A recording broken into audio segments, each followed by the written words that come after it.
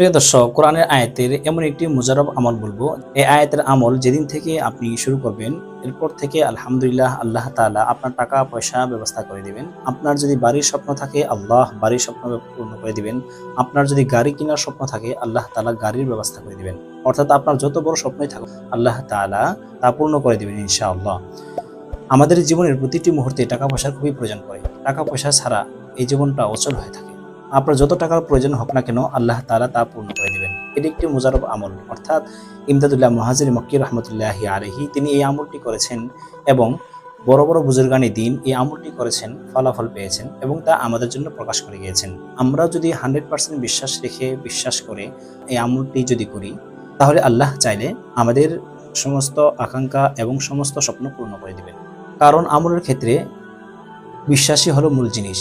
আপনার বিশ্বাসের পাওয়ার যত হবে, আপনার আমলের পাওয়ার তত হবে এবং আপনি তত দ্রুত ফলাফল পেয়ে যাবেন।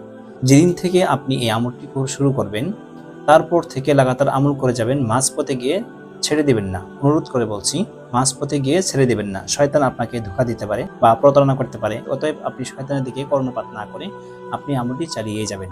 এই আমলটি করার নিয়ম হলো, পবিত্র হয়ে পবিত্র জায়গায়, শান্ত মনে শান্ত জায়গায় 24 ঘন্টার মধ্যে থেকে যে কোনো সময় করতে পারেন। তবে ফজরের পরে বা এশার পরে কিংবা তাহাজ্জুদের পরে এই আমলটি করলে সবচেয়ে দ্রুত কাজ দেয়, দ্রুত ফলাফল পাওয়া যায়।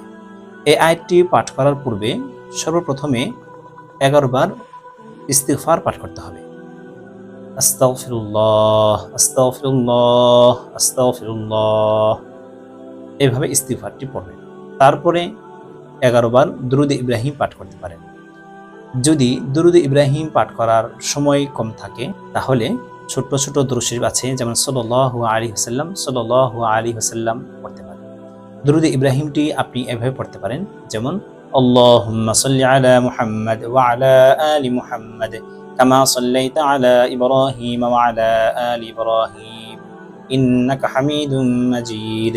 আল্লাহুম্মা বারিক আলা মুহাম্মাদ ওয়া আলা আলি মুহাম্মাদ কামা বারাকতা আলা ইব্রাহিম ওয়া আলা আলি ইব্রাহিম ইন্নাকা হামিদুম মাজিদ।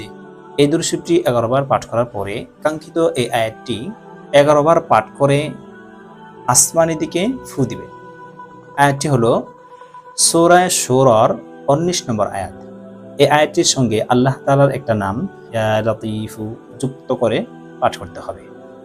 আয়াতটি হলো আল্লাহু লতীফুম বিইবাদিহি ইয়ারযুকু মান ইয়াশা ওয়া হুয়াল কাউইয়ুল আজিজ ইয়া লতীফু। আল্লাহু লতীফুম বিইবাদিহি ইয়ারযুকু মান ইয়াশা ওয়া হুয়াল কাউইয়ুল আজিজ ইয়া লতীফু। এইভাবে এই আয়াতটি 11 বার পাঠ করে আসমানের দিকে একবার ফু দিবেন। ফু দেওয়ার পরে 11 বার দুরূদ শরীফ পাঠ করবেন। তারপরে 11 বার ইস্তিগফার পাঠ করবেন। পাঠ করার পরে আল্লাহ তাআলার কাছে আপনার সমস্ত আশা আকাঙ্ক্ষা তুলে ধরবেন। আপনার সমস্ত চাওয়া পাওয়া আল্লাহ তাআলার কাছে চেয়ে নেবেন। এই আমলটি করে অনেকের আশা পূর্ণ হয়েছে, এই জন্য ভিডিওটি শেয়ার করলাম। আল্লাহ তাআলা আমাদের সমস্ত আশা পূর্ণ করে দিক। যারা যারা এই আমলটি করতে যাচ্ছেন, কমেন্টে লিখে যাবেন, আমি তাদের জন্য অবশ্যই দোয়া করে দেব। যদি ভিডিওটি ভালো লাগে তো কমেন্ট, শেয়ার, লাইক, সাবস্ক্রাইব করে পাশেই থাকবেন। কারণ আপনার একটা শেয়ার অন্য ভাইদের মুসিবত দূর হওয়ার কারণ হতে পারে, আপনার জন্য সদকায়ে জারিয়া হবে।